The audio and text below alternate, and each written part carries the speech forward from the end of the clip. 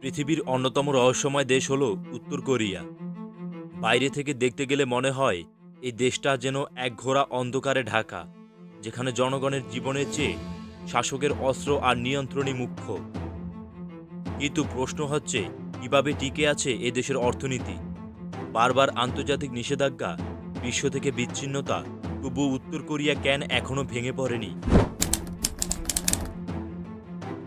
অনেকেই ভাবেন উত্তর কোরিয়ার অর্থনীতি একেবারে ধ্বংসপ্রাপ্ত। খাদ্য নেই, রফতানি নেই, নেই প্রযুক্তি।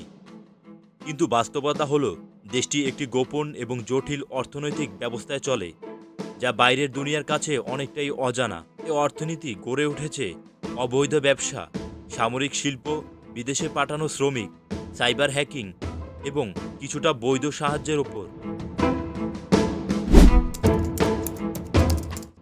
উত্তর কোরিয়া সিগারেট, ড্রাগ, অস্ত্র, এমনকি বিলাসবহুল সামগ্রী পর্যন্ত চোরাপথে রপ্তানি করে থাকে।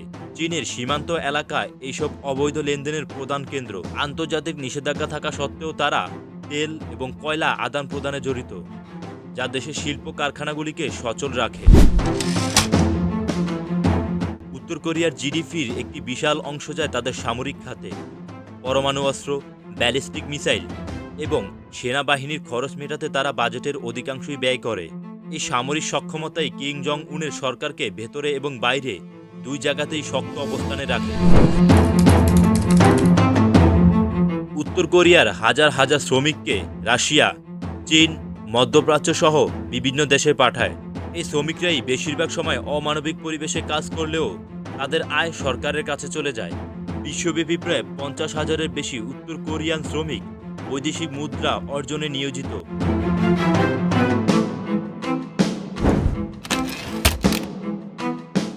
সবশেষ যেটি সবচেয়ে চিন্তার বিষয়, তা হলো সাইবার হ্যাকিং। উত্তর কোরিয়ার প্রশিক্ষিত হ্যাকাররা ব্যাংক, ক্রিপ্টোকারেন্সি এক্সচেঞ্জ, এমনকি সরকারি ডেটাবেজও হামলা চালায়। 2023 সালেই এই দেশ প্রায় $700 মিলিয়ন সমপরিমাণ ক্রিপ্টো চুরি করেছে বলে ধারণা। এই সাইবার আয়ের মাধ্যমে তারা নিষেধাজ্ঞা এড়িয়ে বৈদেশিক মুদ্রা অর্জন করে। যদিও পশ্চিমা দেশগুলি সাহায্য বন্ধ রেখেছে, তবে চীন এখনও উত্তর কোরিয়ার অন্যতম প্রধান অর্থনৈতিক সহায়ক। চীন থেকে খাদ্য, জ্বালানি এবং প্রযুক্তি পাচ্ছে তারা প্রায় অঘোষিতভাবে।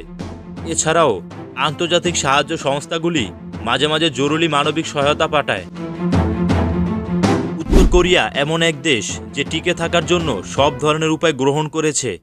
সামরিক শক্তি, ভয় দেখানো কূটনীতি, গোপন ব্যবসা ও প্রযুক্তির অপব্যবহার সব মিলিয়ে তারা গড়ে তুলেছে এক ছায়া অর্থনীতি। তবে এই স্থায়িত্ব দীর্ঘমেয়াদে কতদিন টিকবে তা নিয়ে বিশ্লেষকদের মধ্যে দ্বিমত রয়েছে। প্রশ্ন রয়ে যায়, এই গোপন অর্থনীতির ভেতরে থাকা কোটি মানুষের জীবন কেমনে চলছে, আর কখনো কি সূর্য উঠবে উত্তর কোরিয়ার জনগণের জীবনে?